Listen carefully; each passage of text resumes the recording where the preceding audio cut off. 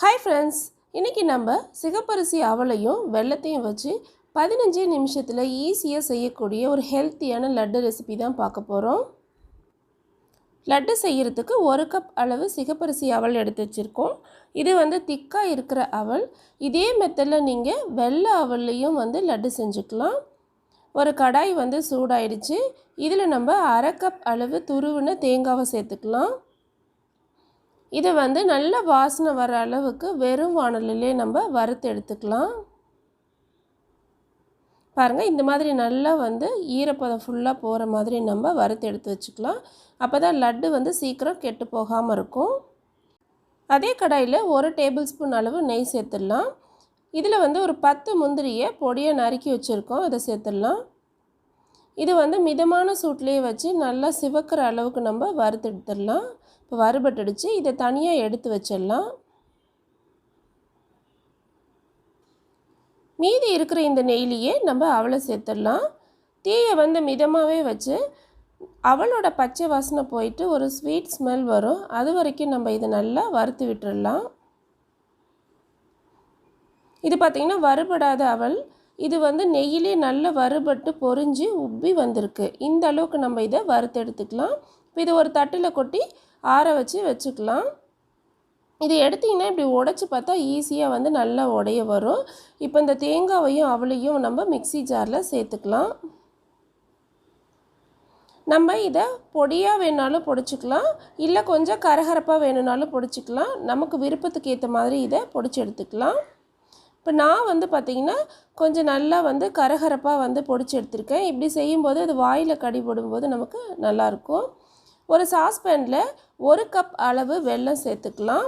1 cup அவளுக்கு 1 cup வெல்லம் சரியாக இருக்கும். 1/2 கப் அளவு தண்ணி சேர்த்துக்கலாம்.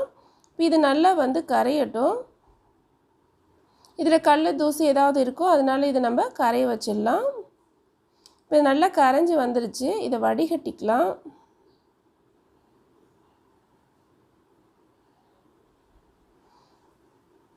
இப்போ இந்த பாகை அதே கடாயிலேயே சேர்த்துக்கலாம். பாகு இப்போ நல்லா கொதித்து வர ஆரம்பிக்குது. இப்போ இது நமக்கு என்ன பதத்தில் இருக்கணும்னா 1 கம்பி பதம் அளவுக்கு நமக்கு வரணும். இப்போ நல்லா நுரைச்சி வந்திருக்கு. இப்போ அடுப்பை குறைச்சி வச்சுட்டு இப்போ பதம் சரியாக இருக்கான்னு பார்க்கலாம். பாருங்கள், 1 கம்பி அளவு பதம் வந்துருச்சு. இப்போ இதில் நம்ம அரைச்சி வச்சுருக்கிற அவல் தேங்காவையும் சேர்த்துடலாம். முதல்ல பாகு அதிகமாக இருக்கிற மாதிரி இருக்கும். இது கொஞ்சம் நேரமாக நம்ம மிதமான தீயிலே வச்சு கலந்து விட்டோம்னா இந்த அவல் பாகெல்லாம் நல்லா இழுத்துக்கும், நல்லா கெட்டியாகி வந்துடும். இந்த மாதிரி கெட்டியானதும் இதில் ஒரு 6 ஏலக்காவை சர்க்கரை சேர்த்து பொடிச்சு வச்சுருக்கேன். இதை இதோட சேர்த்துக்கலாம்.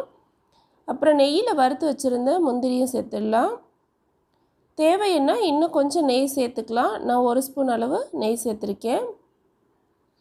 இப்போ இது எல்லாத்தையும் நம்ம நல்லா கலந்து விட்டுடலாம். இப்போ இது ரெடி ஆகிடுச்சு. லட்டு பிடிக்கிற பதத்தில் இருக்குது. இப்போ இது நம்ம ஒரு தட்டில் கொட்டி ஆற விட்டுடலாம்.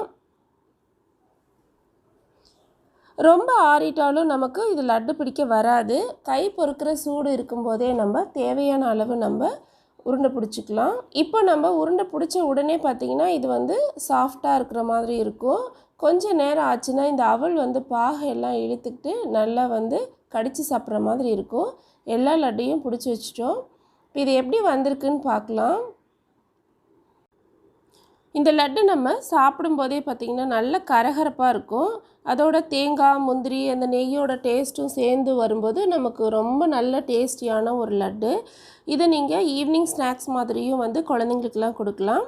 இந்த வீடியோ உங்களுக்கு பிடிச்சிருந்தா சேனலை சப்ஸ்கிரைப் பண்ணுங்கள், கூடவே பெல் ஐக்கானை கிளிக் பண்ணுங்கள். தேங்க்யூ ஃபார் வாட்சிங்.